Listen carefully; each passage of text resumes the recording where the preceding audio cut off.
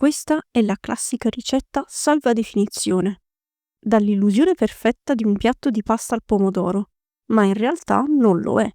Ed è proprio questo il bello. Grazie al suo alto contenuto di fibre riempie lo stomaco e sazia, senza dover per forza ricorrere a montagne di verdure bollite, che diciamocelo, a volte stufano pure.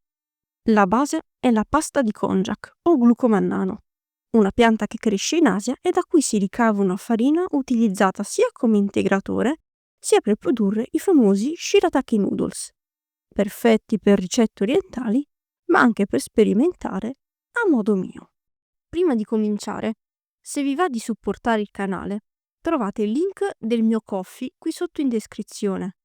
Lì condivido anche un po' di retroscena e qualche spoiler sui prossimi video. Per gli ingredienti ci servirà una confezione di spaghetti di konjac, passata di pomodoro quanto basta, meglio se densa, e un cucchiaio di olio extravergine d'oliva che metteremo a crudo. Inizia sciacquando bene gli spaghetti di konjac. Non avere fretta perché devono perdere quell'odore un po' strano. Chi li conosce sa bene ciò di cui sto parlando. Mettili a bollire per un paio di minuti giusto per completarli. Intanto scalda un pentolino con la passata a fuoco basso. Scola bene la pasta e versala nel sugo. Spegni il fuoco e mescola per farla insaporire per bene. Impiatta in un bel piatto fondo e completa con il nostro filo d'olio extravergine crudo. Guardala, sembra pasta, vero? E invece no, ma non ne sentirai la mancanza.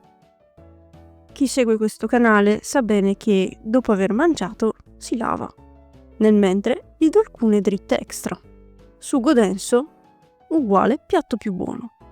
Più la passata è corposa, più gli spaghetti la trattengono e il risultato sembrerà ancora più realistico. Non sprecare il sugo. Dopo aver finito la finta pasta, nello stesso piatto puoi metterci una fettina di pollo o di tacchino. Verrà fuori una specie di carne alla pizzaiola niente male e per una volta non sembrerà di mordere un pezzo di cartone. In Cat non dobbiamo per forza soffrire. Con un po' di fantasia si mangia bene anche restando in deficit. Calorie e macronutrienti per porzione le trovate qui sotto in descrizione.